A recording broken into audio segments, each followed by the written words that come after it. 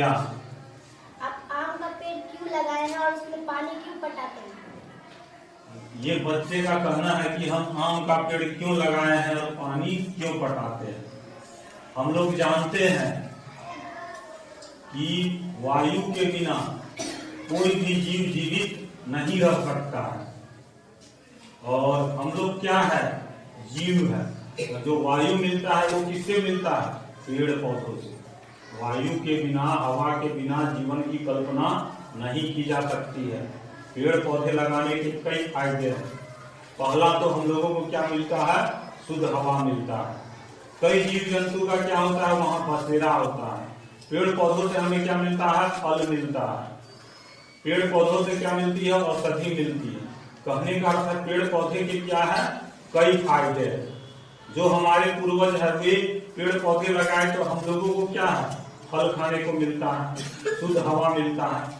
हम लोग भी लगाएंगे तो नहीं आगे की पीढ़ी को उसका लाभ मिलेगा। यस या नो?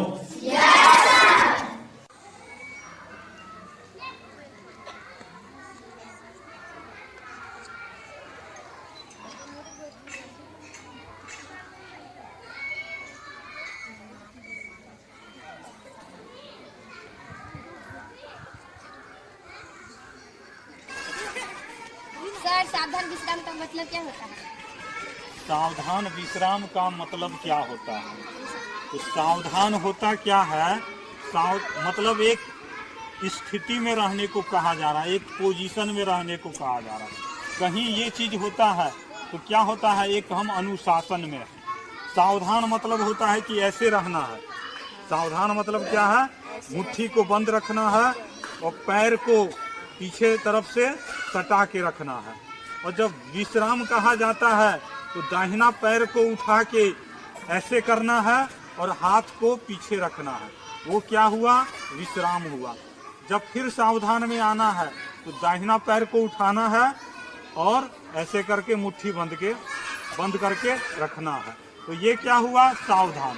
जब पैर को हम उठा के दूरी कुछ बनाते हैं तो ये विश्राम हुआ। इसी को अंग्रेजी में कहते हैं, ऐसे सावधान है तो अटेंशन। और जब हम कुछ दूरी बना लेते हैं, विश्राम होते हैं, तो इसको क्या बोलते हैं? Stand the T. तो ये है सावधान और विश्राम। सावधान में ये क्या है? एक पोजीशन रहने का स्थिति है, जिससे क्या होता है? अनुशासन बना रहता है। आया समझ में? यस या नो?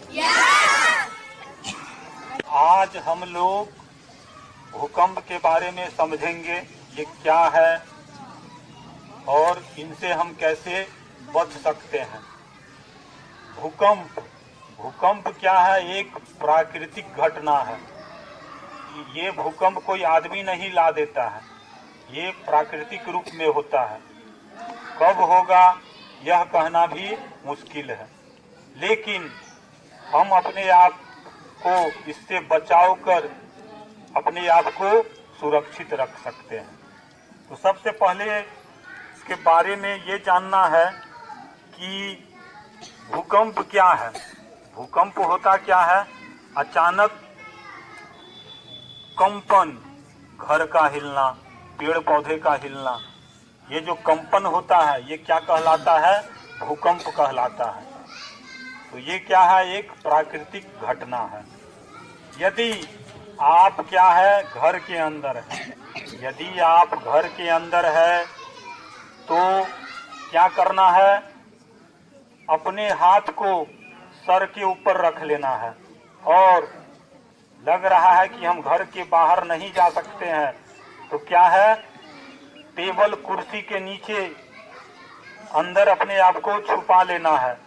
और टेबल कुर्सी का जो पौवा होता है, पैर होता है, उसको क्या करना है? जोरों से पकड़ लेना है।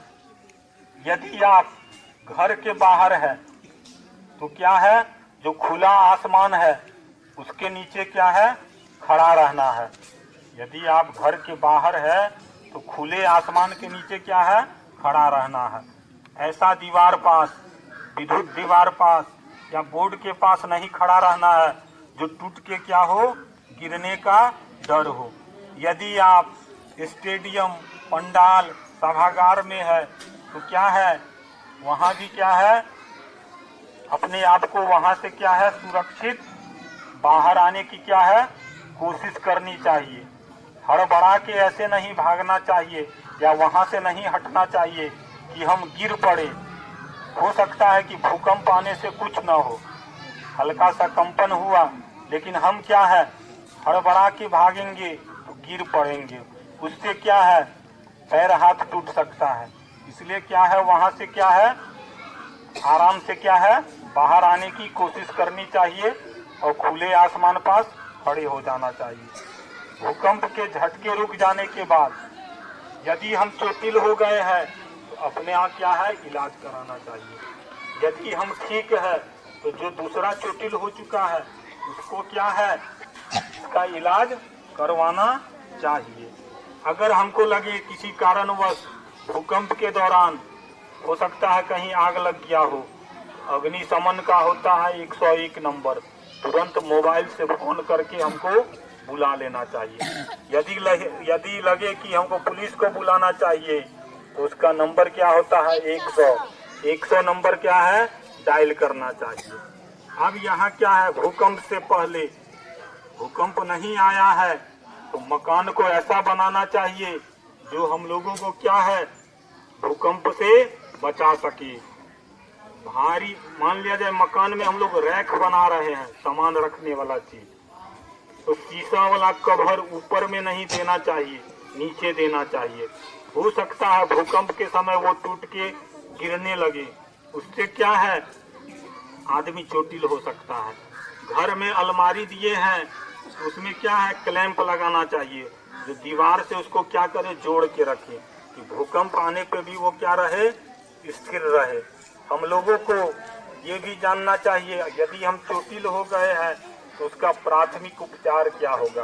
कहने का अर्थ है घर में बैंडेज, डेटॉल, ये सब चीजों को रखना चाहिए। ये नहीं कि छोटा छोटा चीज के लिए भी डॉक्टर के पास दौड़ गए, वो ठीक बात नहीं है। प्राथमिक उपचार हर आदमी को जानना चाहिए। भूकंप से बचने का मेन पॉइंट क्या है, भूकंप आया झुको, क्या करना है, झुक जाना है। फिर क्या है, ढको, कुर्सी टेबल चौकी से क्या है, अपने आप को छुपा लेना है। और फिर क्या है, उसका जो पैर होता है, पौवा होता है, उसको क्या करना है, पकड़ लेना है। और जो सुरक्षित स्थान है, मान लिया जाए बाहर है, तो उसको क्या है, खुले आसमान में चले जाना चाहिए। भूकंप के समय हड़बड़ा के नहीं भागना चाहिए। हड़बड़ा के भागेंगे हो सकता है भूकंप से कुछ ना हो, लेकिन भागने के क्रम में क्या है हाथ पैर टूट जाएगा। इसलिए क्या है, आराम से जाना चाहिए। गिरने वाली चीजों से क्या है, दूर रहना चाहिए। भूकंप के समय अपने हाथ को क्या है, ऊपर में रख लेना चाहिए। हो सकता है कुछ लकड़ी गिरे, शीशा टूटे, तो क्या है, उससे हमारा सिर चोटिल नहीं होगा। हमारे शरीर का नाजुक चीज क्या है, सिर है। सिर चोटिल हो जाए तो उसका इलाज बहुत मुश्किल होता है, आदमी को बहुत क्या होता है, कष्ट होता है। इसलिए सिर को क्या है, हाथों से बचा लेना चाहिए। यदि गाड़ी पे जा रहे हैं और भूकंप आ गया तो क्या है, गाड़ी को रोक लेना चाहिए। अब पुल आने वाला है, भूकंप आ रहा है, तो पुल पार नहीं करना चाहिए, क्योंकि हो सकता है पुल कहीं टूट जाए। और भूकंप आने पे क्या है, धीरज बना के रखना चाहिए, हड़बड़ाना नहीं चाहिए। भूकंप आ चुका है, झटका क्या है, बंद हो चुका है, बिजली का जो स्विच होता है उसको क्या है, बंद कर देना चाहिए। भूकंप आया, झटका बंद हो चुका है, तो फिर भी क्या है, घर से बाहर हो जाना चाहिए। लिफ्ट का प्रयोग नहीं करना चाहिए। भूकंप आया है, लिफ्ट में हम उतर रहे हैं या जा रहे हैं, हो सकता है लिफ्ट टूट जाए, इसलिए क्या है, लिफ्ट का प्रयोग नहीं करना चाहिए। बिजली पोल, विज्ञापन बोर्ड, इस सब से क्या रहना चाहिए, दूर रहना चाहिए। और भूकंप आया और चोटिल कोई हो गया, हम सुरक्षित है, दूसरों को क्या है, अस्पताल तक पहुंचाना चाहिए। तो समझ में आया, भूकंप क्या है, एक प्राकृतिक घटना है। कब आएगा ये कहना मुश्किल है, लेकिन अपने आप को इनसे बचाव कैसे किया जाता है, ये सब जानकर अपने आप को सुरक्षित रख सकते हैं। समझ में आया? यस या नो? ठीक है, ओके। ये बताओ डायरिया के लक्षण क्या है? उल्टी होना, बार बार पतला पखाना होना, आँख के नीचे कालापन होना, ये सब डायरिया के लक्षण है। अच्छा, डायरिया के कारण क्या है? दूषित जल पीना और दूषित भोजन करना, खुले में शौच करना, ये सब डायरिया के कारण है। खुले में शौच करना, खुले में, ये है डायरिया के कारण। डायरिया अगर किसी को हो जाए तो हम कैसे बच सकते हैं? उसे ORS का घोल पिलाएंगे और साफ सफाई का ध्यान रखेंगे, इससे हम बच सकते हैं डायरिया से। बहुत अच्छा इन्होंने जवाब दिया। हम लोग समझ चुके हैं कि डायरिया को ही क्या कहते हैं? दस्त रोग कहते हैं। तो डायरिया के लक्षण क्या है? बार बार उल्टी होना, पेट में दर्द, आंखों के नीचे कालापन, बार बार पैखाना होना, ये सब क्या है? डायरिया के लक्षण है। इनसे हम कैसे बच सकते हैं? तो हम लोग को क्या है? दूषित जल नहीं पीना चाहिए, दूषित भोजन नहीं करना चाहिए, खुले में शौच नहीं करना चाहिए। इससे हम डायरिया से बच सकते हैं। अगर किसी को डायरिया हो जाए तो ORS का क्या है? घोल पिलाना चाहिए। इससे क्या है? हम डायरिया से अपने आप को बचा सकते हैं। लेकिन मुख्य बिंदु क्या है? साफ सफाई पे क्या है? ध्यान रखना है। अगर हम इन चीजों को ध्यान में रखते हैं तो डायरिया जैसे बीमारी से बच सकते हैं, दूर रह सकते हैं। ओके? यस या नो?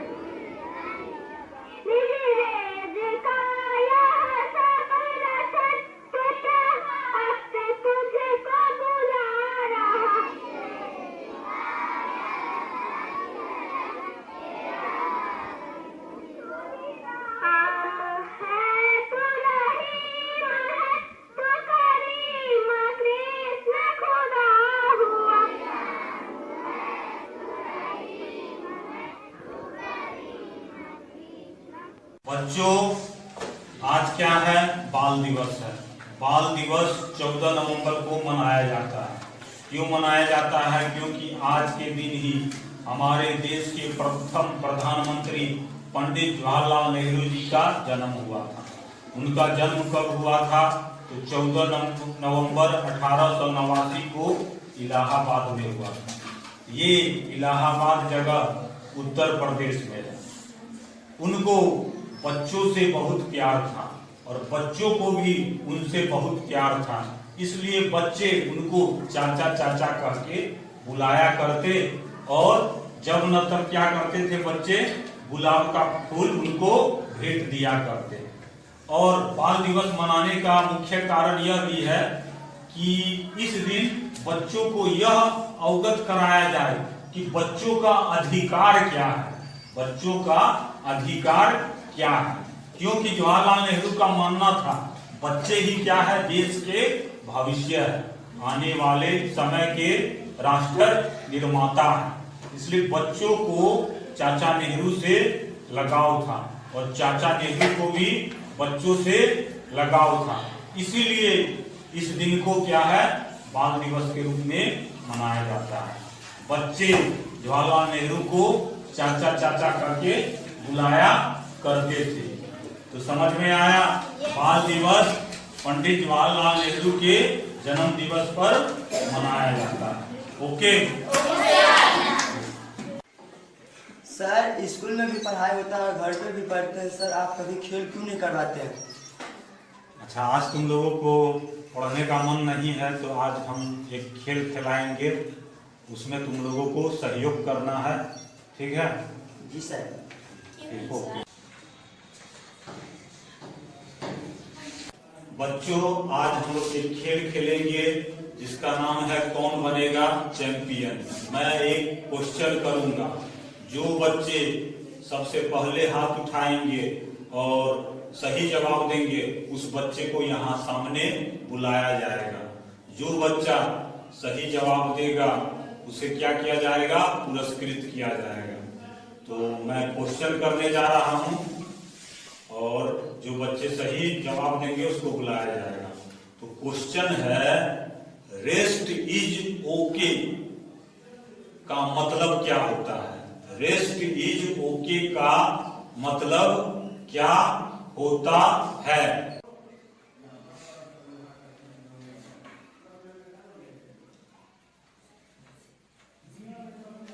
जो जानते हैं उनको हाथ उठाना है, जो जानते हैं उनको हाथ उठाना है। सबसे पहले दीपाली ने हाथ उठाया, उनसे पूछा जाए कि रेस्ट इज ओके का मतलब क्या होता है, चलो बताओ। सर, रेस्ट इज ओके का मतलब होता है आराम करना। तो इनका कहना है कि रेस्ट इज ओके का मतलब होता है आराम करना, जो कि सही नहीं है। दूसरे नंबर पर रवि कुमार ने हाथ उठाया, उनसे पूछा जाए कि उसका मतलब क्या होता है। सर, रेस्ट इज ओके का मतलब सब ठीक ठाक है, बाकी सब ठीक ठाक है ना? रवि कुमार का कहना है कि रेस्ट इज ओके का मतलब होता है कि बाकी सब ठीक ठाक है न।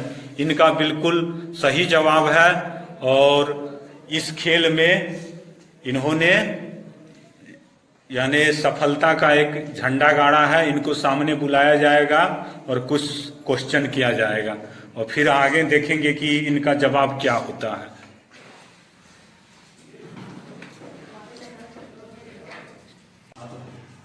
रवि से पहला सवाल किया जा रहा है कि एक डाल पर बैठी 5 चिड़ियों में से 2 चिड़ियां गिर पड़ती है जब एक शिकारी के द्वारा निशाना लगाया जाता है। निशाना लगाने के बाद डाल पर कितनी चिड़ियां बची है? एक डाल पर 5 चिड़ियां बैठी है, एक शिकारी क्या लगाता है, निशाना लगाता है और उसमें से क्या होता है, 2 चिड़ियां गिर पड़ती है। तो उस डाल पर कितना चिड़ियां बचेगी? ए में है 0, बी में है 3, सी में है 5 और डी में है 7। रवि, इसका जवाब क्या होगा? 0 होगा। रवि ने कहा कि इसका जवाब 0 होगा। क्यों होगा? जब शिकारी निशाना लगाता है तो 2 चिड़िया घायल होकर गिर जाती है, तीसरी चिड़िया बच जाती है।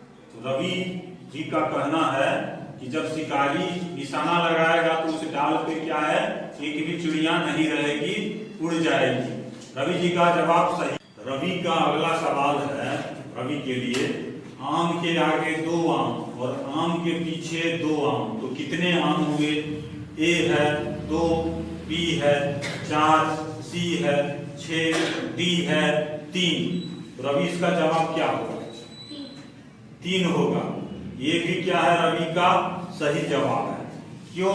क्योंकि मान लिया जाए कि 3 आम है, 3 आम है, आम के ये आम है, इसके आगे 2 आम है, इसके आगे क्या है, 2 आम है, और आम के पीछे 2 आम, मतलब क्या है, कुल क्या है, 3 आम। रवि का जवाब सही है। रवि ने 2 सवाल का सही जवाब दिया, इसलिए रवि ने एक पेन जीता, वो इस जीत के हकदार है। और फिर तीसरा सवाल है, जब एक बच्चा पैदा होता है तो उसके शरीर में कुल कितनी हड्डियां होती है? ए 300, बी 206, सी 108, डी 96। तो रवि के लिए अगला सवाल है कि बच्चा जब पैदा होता है तो उसकी हड्डी कितनी होती है? तो रवि क्या होगा? 300। रवि ने कहा 300, ये भी सही जवाब हुआ। रवि ने फिर एक कलम जीता। चौथा सवाल है, वह कौन सी चीज है जो सूखी हो तो 2 किलो, गीली हो तो 1 किलो और जल जाए तो 3 किलो बन जाती है? ए है पारा, बी है हाइड्रोजन, सी है सोना और डी है सल्फर। क्या होगा रवि? सल्फर। रवि का क्या है, ये जवाब भी सही है। बहुत अच्छी बात है, रवि ने इन चारों सवाल का जवाब सही दिया, इसलिए उनको मिलता है ये स्केच पेन गिफ्ट की ओर से। और इसके लिए ताली बजाया जाए।